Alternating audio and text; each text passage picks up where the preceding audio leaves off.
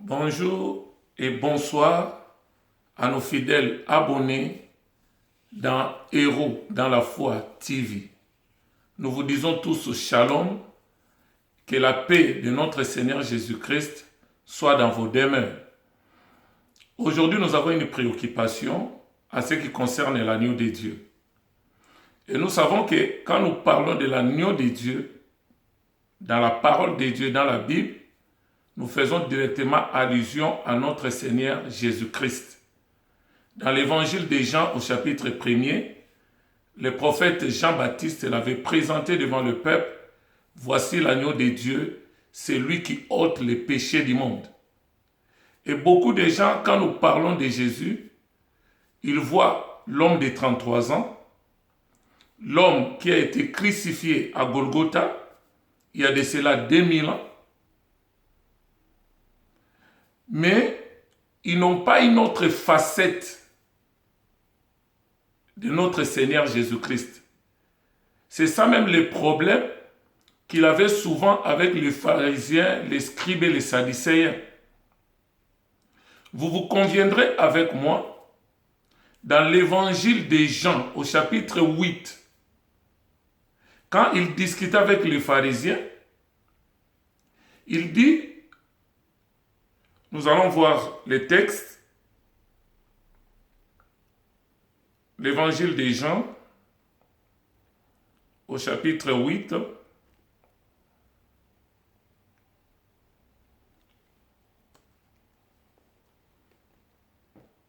je commence au verset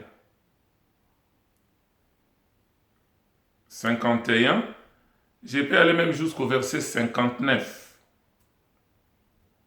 Jésus dit aux pharisiens, en vérité, je vous l'ai dit, si quelqu'un garde ma parole, il ne verra jamais la mort. Maintenant, lui dirent les Juifs, nous connaissons que tu es un démon, parce qu'Abraham est mort, les prophètes aussi. Et tu dis, si quelqu'un garde ma parole, il ne verra jamais la mort.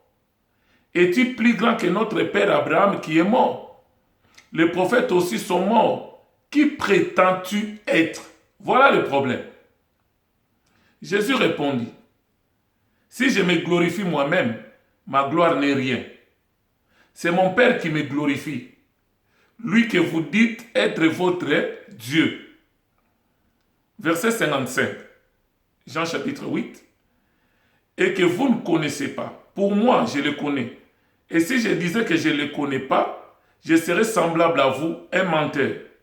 Mais je le connais et je garde sa parole. Écoute maintenant le verset 56. Abraham, votre père, a tressailli de joie de ce qu'il verrait mon jour. Il l'a vu. Là, il a utilisé le passé composé. Abraham attendait mon jour. Mais il l'a vu et il s'est réjoui. Écoute maintenant les raisonnements. Les Juifs lui disent, tu n'as pas encore 50 ans et tu as vu Abraham. Jésus leur répondit, en vérité, je vous l'ai dit, avant que Abraham fût, je suis.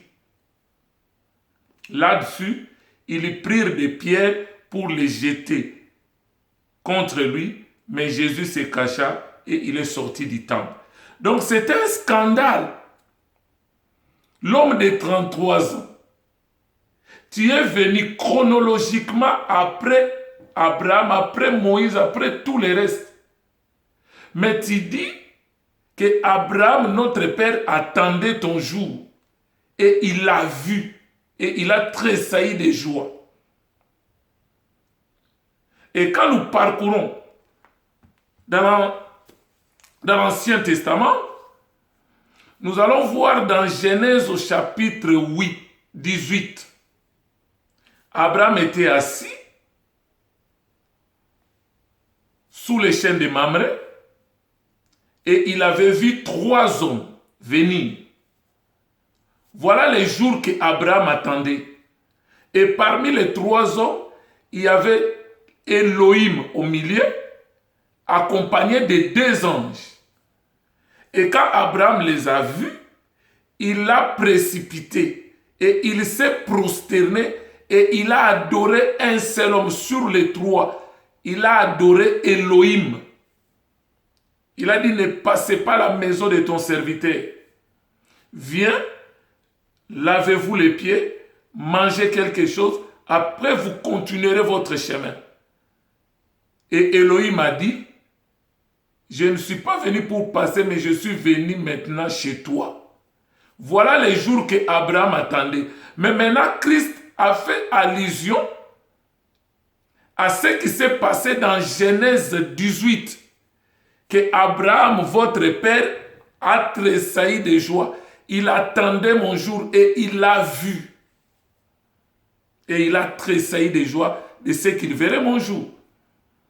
Donc pour les pharisiens, les scribes, les sadducéens, les juifs, c'était anormal. Toi, tu as 33 ans. Nous sommes plus vieux que toi. Mais toi, tu prétends dire que tu as vu Abraham. C'est pour retourner maintenant dans notre préoccupation. Les gens se posent des questions.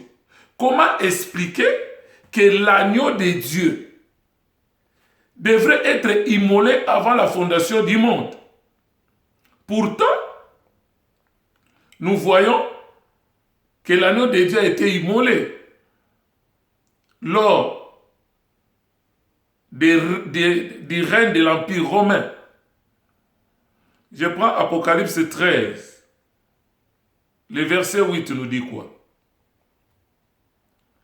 Et tous les habitants de la terre, là on parle du règne de l'Antéchrist après l'enlèvement de l'épouse.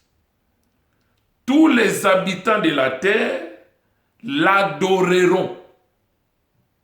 C'est dont le nom n'a pas été écrit dès la fondation du monde dans le livre de vie de l'agneau qui a été immolé avant la fondation du monde.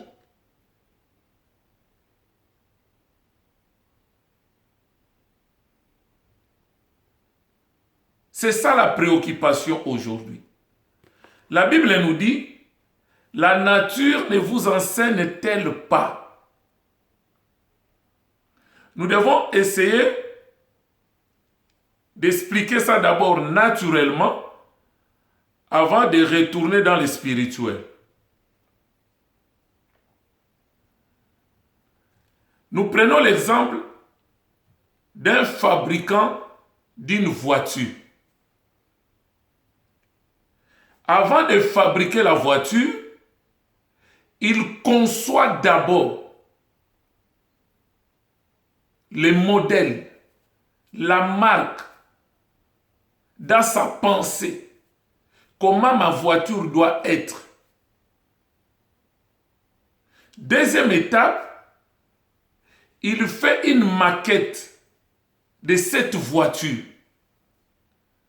Ensuite, troisième étape, il va maintenant matérialiser et vous allez voir la voiture. Donc pour remonter, la voiture que nous voyons a été d'abord faite sous forme d'une maquette ou d'un dessin. Et s'il faut remonter, donc les fabricants avaient déjà conçu le modèle dans sa pensée. C'est pareil avec les constructeurs d'une maison. Avant de construire sa maison, il conçoit d'abord la pensée, l'idée. Comment je veux que ma maison soit. Que ce soit en étage, que cette maison puisse avoir autant de chambres, autant de cuisines, autant de salles de bain. Et il passe maintenant par la maquette ou par les dessins de cette maison. Il fait les croquis. Ensuite, ils vont matérialiser. Quand nous allons dans Exode 25, le verset 40, Exode 26, le verset 30, nous voyons l'Éternel dit dire à Moïse, vous dresserez le tabernacle d'après le modèle qui t'a été montré à la montagne. Ça veut dire quoi? Le tabernacle original existe. Et nous savons tous, le véritable tabernacle, c'est le Seigneur Jésus-Christ. C'est lui, l'habitation de Dieu. Maintenant, Dieu a pris Moïse. Il l'a amené dans une dimension élevée des choses. Dieu lui a montré le tabernacle céleste.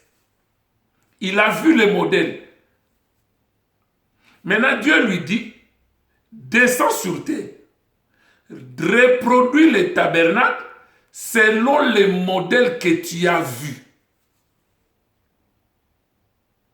Maintenant, Moïse, il a le modèle dans sa pensée, dans sa mémoire. Maintenant, Bethsaël, Oholiab, et n'ont pas vu le modèle, et n'ont pas vu le tabernacle.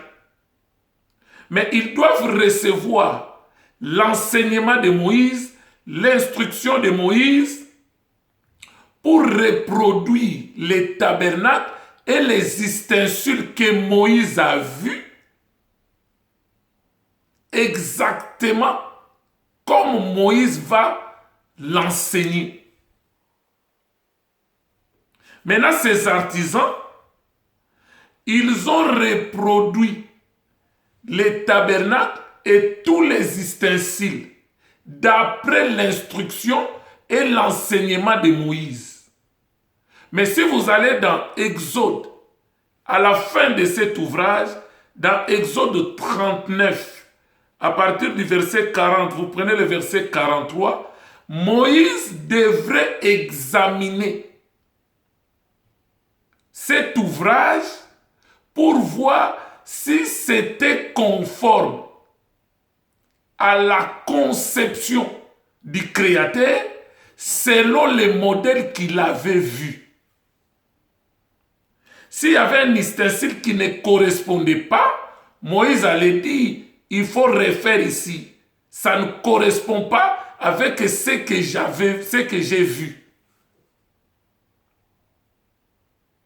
C'est ça aussi, la mission des captifs, des vrais serviteurs de Dieu. Ils ont vu les modèles.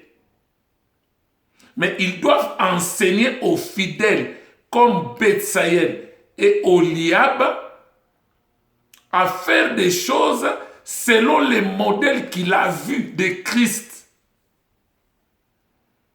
Et à chaque fois, il doit inspecter si le travail est bien fait selon la vision qu'il a reçue.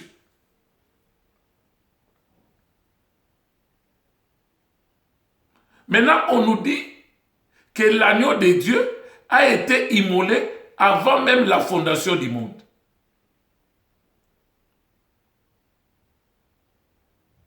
Quand vous allez dans Genèse, au chapitre 1er, le verset 1er, la Bible dit quoi? Au commencement, Dieu créa les cieux et la terre. Déjà au chapitre 1, nous voyons la création des deux mondes. Quand on dit il créa les cieux, là nous faisons allusion au premier monde spirituel, le monde angélique, avant de voir le monde physique. Mais maintenant, on nous dit, avant l'existence du monde spirituel, du monde angélique et du monde matériel, le monde dans lequel nous vivons, l'agneau a été déjà immolé. Donc, pour comprendre cela, nous remontons, nous retournons dans la pensée du Créateur, la pensée éternelle. Avant que le monde spirituel et le monde matériel existent, tout a été déjà conçu dans la pensée du Créateur. Dieu, en tant que Créateur, il avait déjà conçu les plans de la création. Il avait tout planifié. C'est pourquoi quand on parle même de l'élection, dans Matthieu 24, le verset 24, que l'Antéchrist va séduire beaucoup de gens, voire même si c'était possible les élus, c'est-à-dire il ne peut pas séduire les élus. C'est là où maintenant Lucifer se pose des fois la question, quand est-ce que Dieu a élu ces gens-là? Or, l'élection a eu lieu avant même la création du monde angélique. C'est dans la pensée de l'Éternel que Dieu nous a créés, dans la pensée éternelle. C'est là où Dieu nous a connus, c'est dans la pensée de l'Éternel, c'est là où il nous a choisis.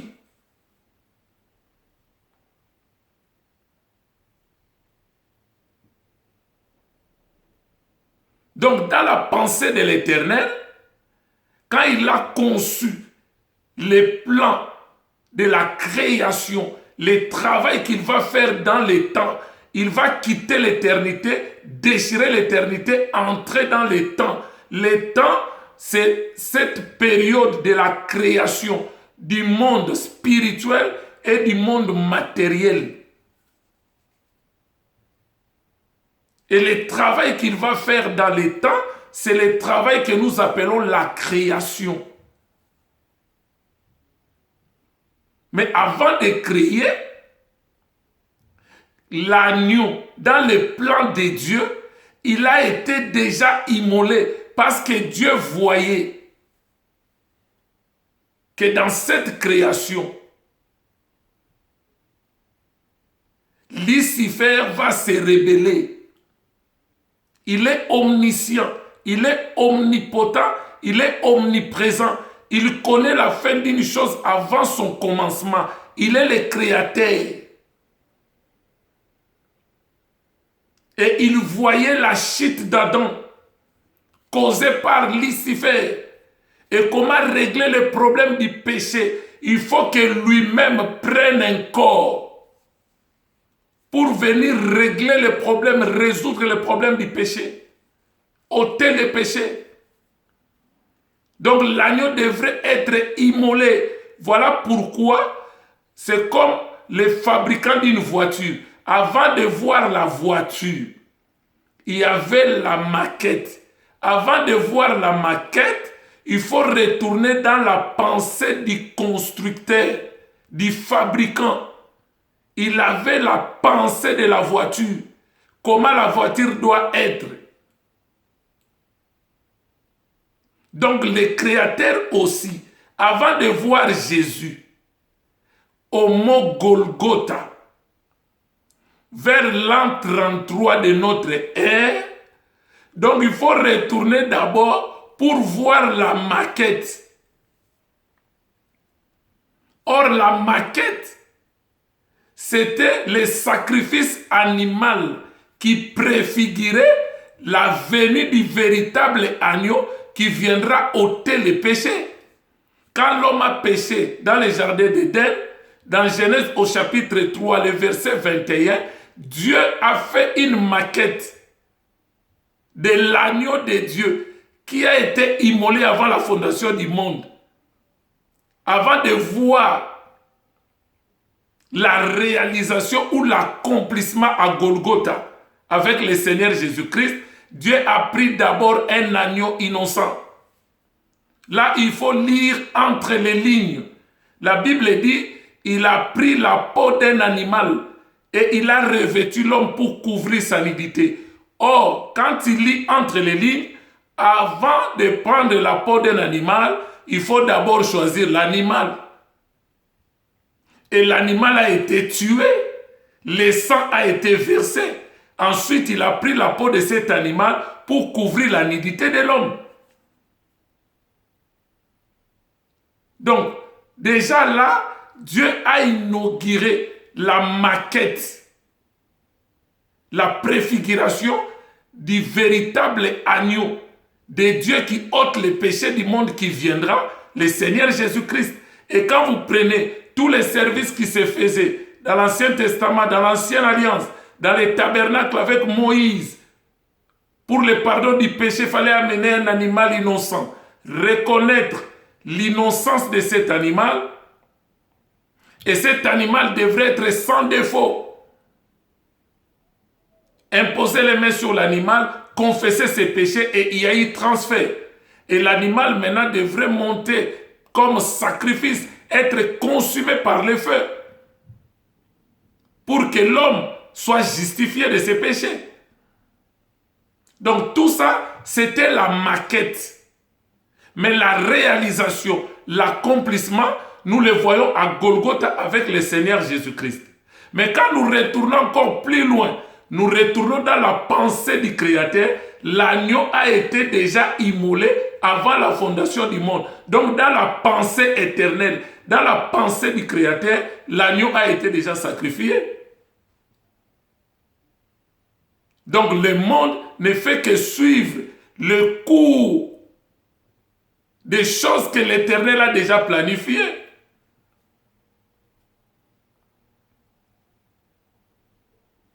Quand je prends Hébreux chapitre 10, vous pouvez noter chapitre 10, à partir du verset 5 jusqu'au verset 10. La Bible dit, Jésus-Christ entrant dans le monde, il a dit, tu n'as voulu ni sacrifice, ni offrande, ni holocauste pour le péché. Donc, les sacrifices, les offrandes, des holocaustes qu'on faisait avec les sangs animaux, les sangs de taureaux et de boucs qui ne pouvaient pas ôter les péchés, ça c'était la maquette. Il dit, tu m'as formé un corps, oh Dieu, pour faire quoi? Ta volonté. Or, la volonté du Père, c'était quoi? Que le Fils qui a été immolé avant la fondation du monde devrait se matérialiser à Golgotha.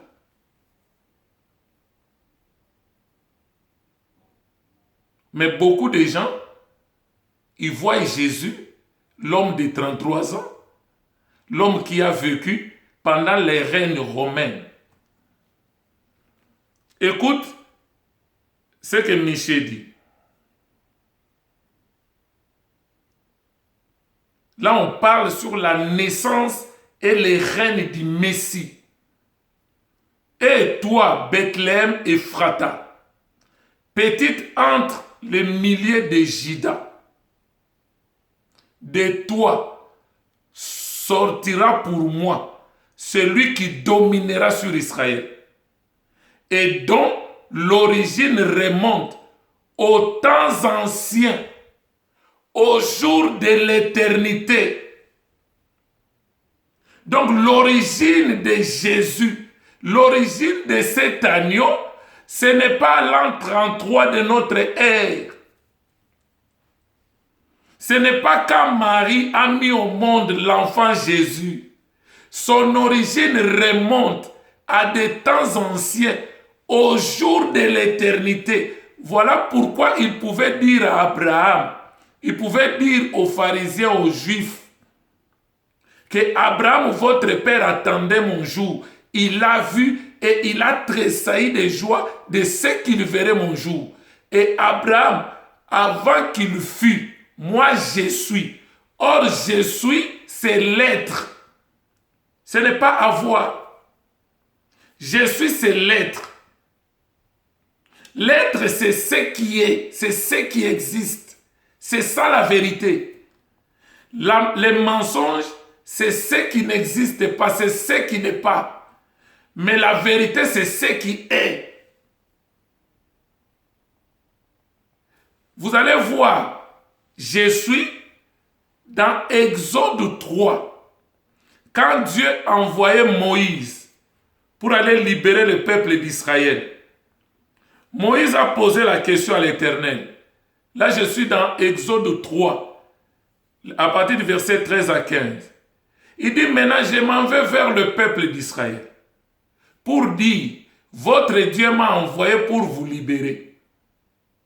Mais s'il me pose la question, quel est le nom de ces dieux-là, les dieux qui t'ont envoyé? Que répondrai-je? L'Éternel a dit, tu vas leur dire, c'est lui qui s'appelle Je suis m'a envoyé. Je suis. Et dans l'évangile de Jean, au chapitre 14, le verset 6, c'est là où lui-même il se définit. Je suis le chemin, je suis la vérité, je suis la vie.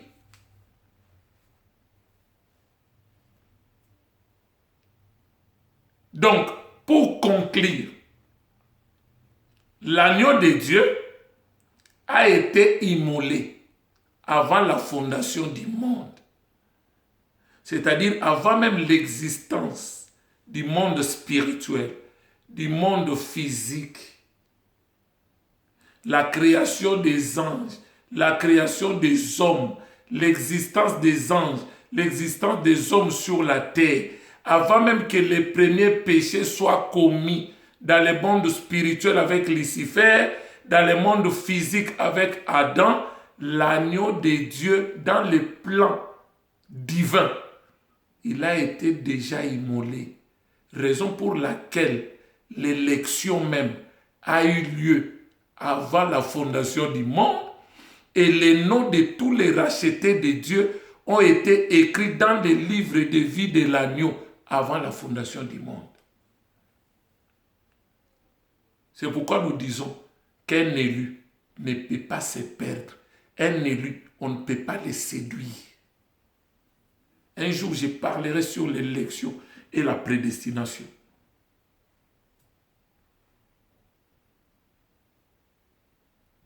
Donc, ce que nous voyons, l'accomplissement de ce qui s'est passé à Golgotha, c'est ça la réalisation de ce qui a été arrêté avant la fondation du monde. Que l'Éternel vous bénisse. N'oubliez pas de vous abonner dans notre chaîne. Je vous en supplie, dans l'amour du Seigneur, abonnez dans notre chaîne Héros dans la foi TV. Que l'Éternel vous bénisse.